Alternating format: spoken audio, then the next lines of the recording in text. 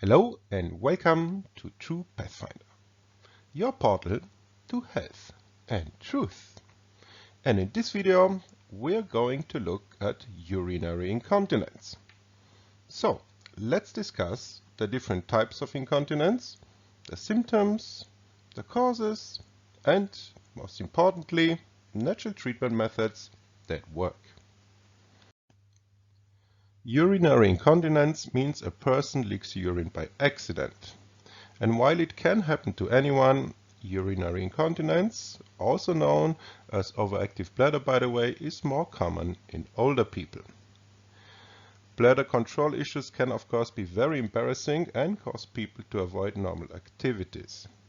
And the severity ranges from occasionally leaking urine when you're coughing or sneezing to having the urge to urinate that comes so suddenly and is so strong you don't get to a toilet in time.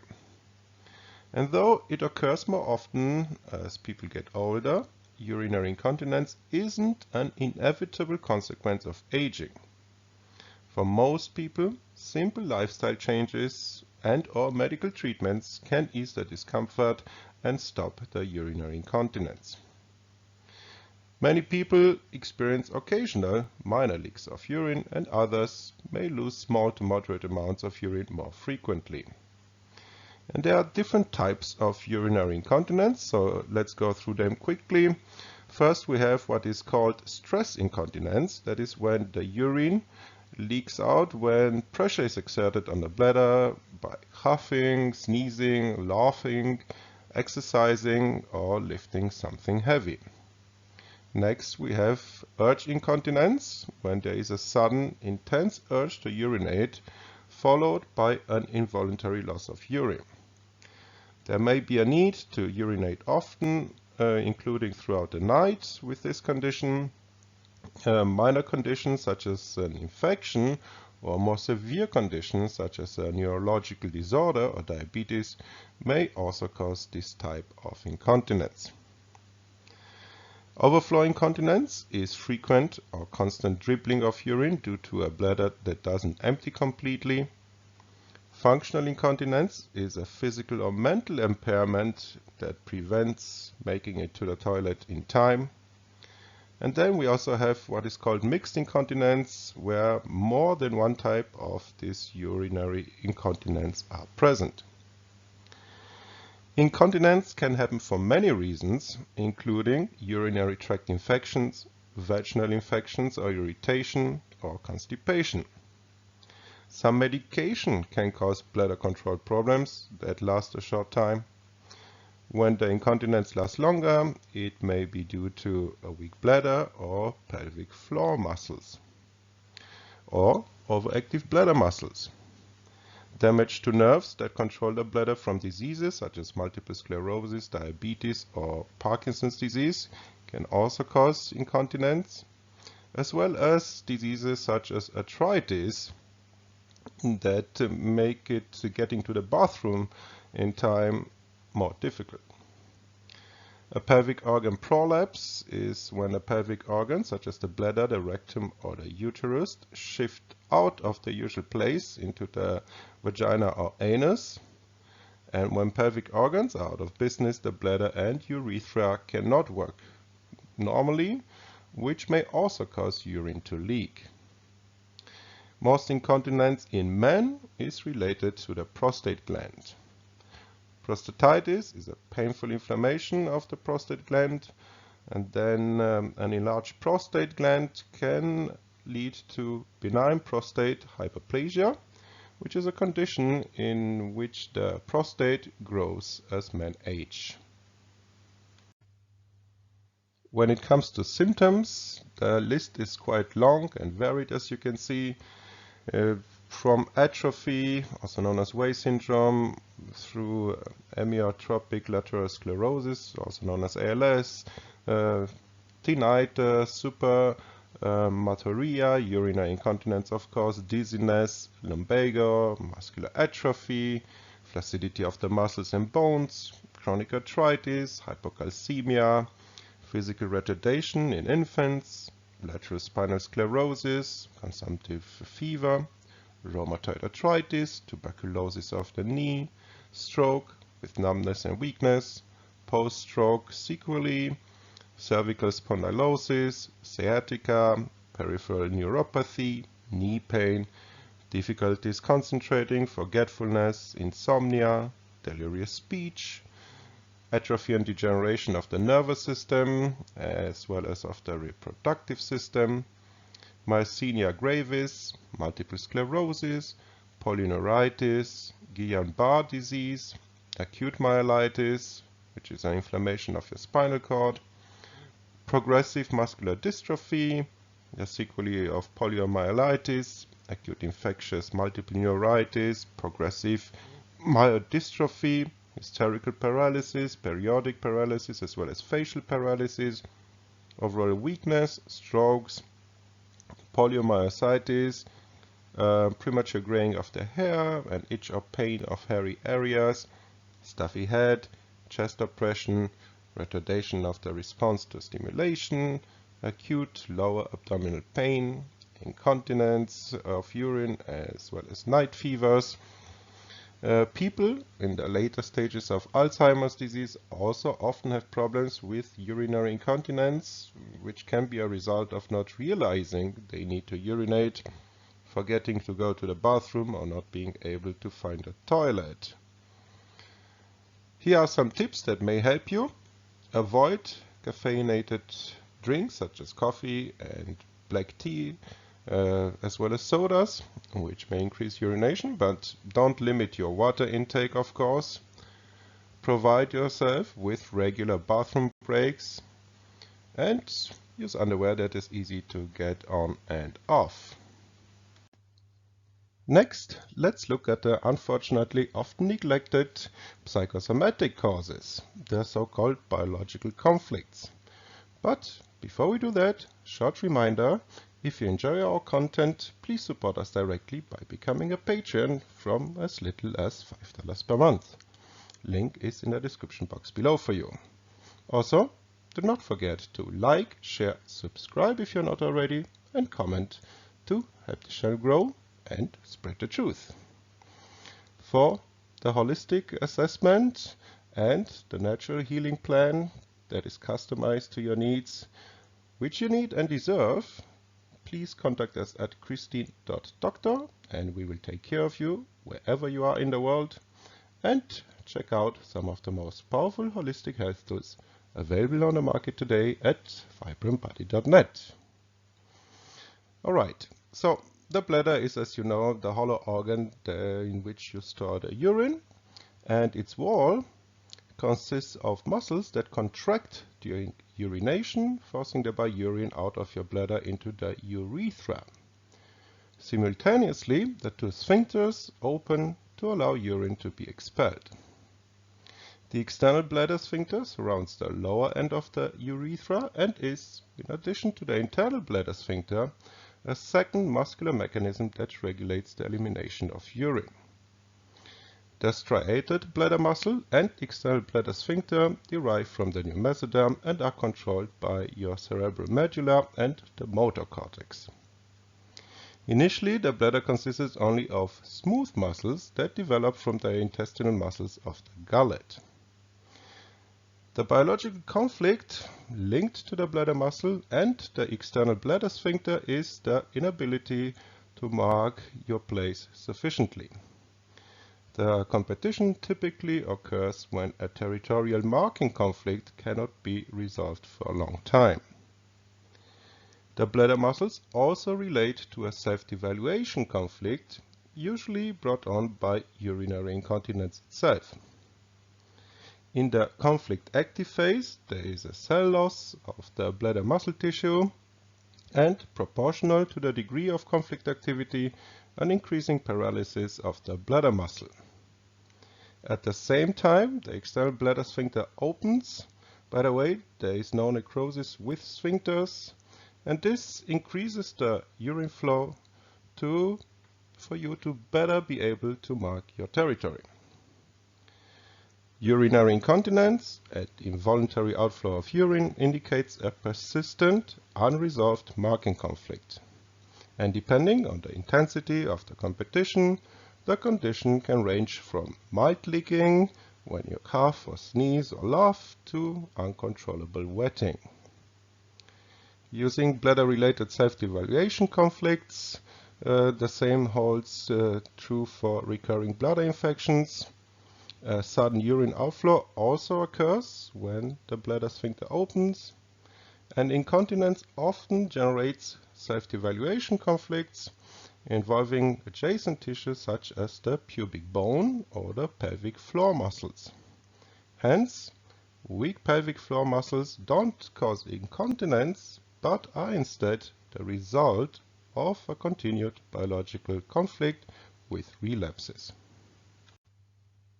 When it comes to external sphincters, the external bladder sphincter consists of striated muscles, while the internal sphincter, such as the internal bladder sphincter, consists of smooth muscle. External sphincters have an inverse innervation, meaning they close through a contraction in vagotonia, i.e. in the healing phase, and open through relaxation in sympathicothonia, i.e. in the conflict active phase and the first stage of the healing phase.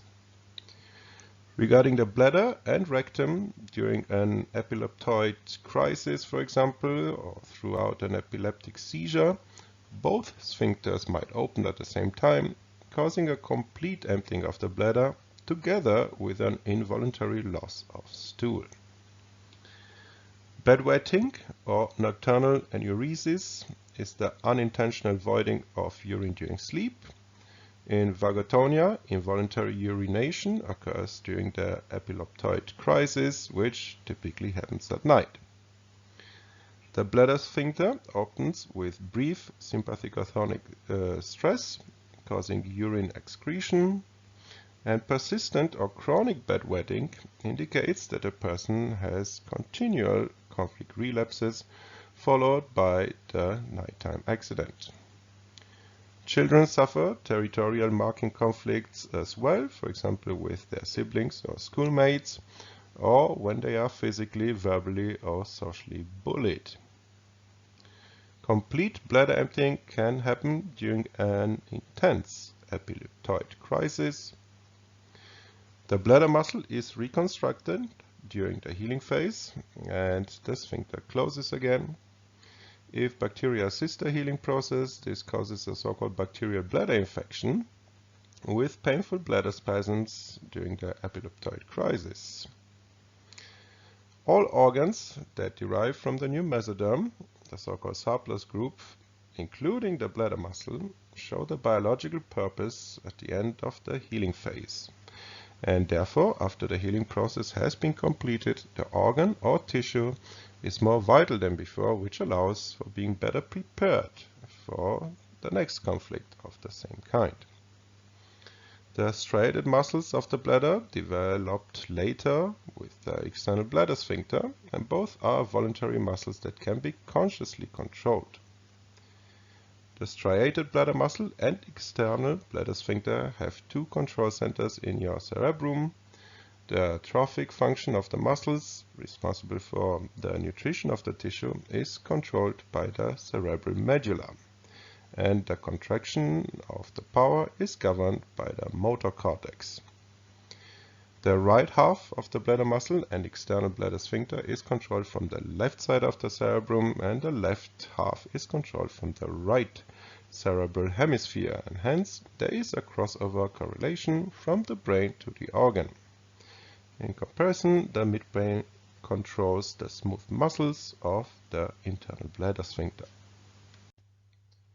Okay, now that we've discussed the different types of urinary incontinence, the symptoms and possible causes, let's move over to solutions. And first on the list is so-called bladder control training. You can perform, for example, pelvic muscle exercises that are also known as Kegel exercises. Those strengthen the muscles that support your bladder, and this can help you hold urine in your bladder and avoid leaks. And you can learn more about pelvic floor exercises and how to do them online, no problem. Urgency suppression is another type of training. It helps control intense urination urges to make it to the toilet on time. For example, you can distract yourself by helping keeping your mind off needing to urinate, taking long, relaxing breaths, holding still, and squeezing the pelvic floor muscles. Timed voiding is used to help control your bladder by scheduling time to urinate. For example, you can set a plan to urinate every hour, and then as time passes, you can slowly extend that time between toilet breaks. When it comes to natural treatments, we highly recommend galvanic therapy, and yes, you can get some of the best galvanic therapy devices available on the market today at vibrantbody.net. I'm going to link them down below for you. They're called the ionotrans devices. Galvanic therapy sends mild electric currents to the nerves around the bladder that help control urination and your bladder's reflexes. Herbal remedies can also help. They are very efficient. They can be customized on the causes that create your incontinence, and that's why I always recommend that you first establish the causes. And as mentioned, if you contact us at christine.doctor, we will do this for you remotely and develop a customized natural approach to your healing. Through us, you can also obtain the amazing natural herbal supplements and remedies that can help you treat nocturia, incontinence, irritable bladder, interstitial cystitis, and many other conditions. Medications in a pill or liquid form or as a patch may also be prescribed to help with bladder control problems. However, some medicines for overactive bladder have been associated with a higher risk of cognitive decline in adults over age 65, so be careful. Bulking agents can be used to help close the bladder opening. Doctors can inject a bulking gel or paste that thickens the area around the urethra, and this can reduce stress incontinence, but may need to be repeated and also comes with its own side effects and risks. There are medical devices that can be used to manage urinary incontinence, such as the catheter to drain the urine from your bladder, or a urethral insert that helps prevent leakage, or vaginal pessary ring that provides pressure to lessen the leakage. All of these devices present a high risk of permanent urinary infections, and those have all to be inserted into you, so it's an invasive treatment method. Biofeedback devices can also be used. Those use sensors to make you aware of signals from your body, and this may help you regain control again over muscles in your bladder and urethra. And surgery can sometimes improve or cure your incontinence if it is caused by a change in the position of the bladder or blockage due to an enlarged prostate. There is a long list of powerful herbal treatments that can help you with your urinary incontinence depending on the causes. For example, if you experience urinary incontinence post-stroke, we recommend astragalus peony.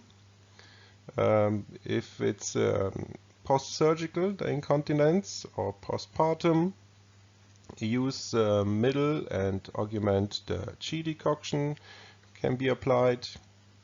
If it comes from a cold lung atrophy, you can use licorice and ginger decoction.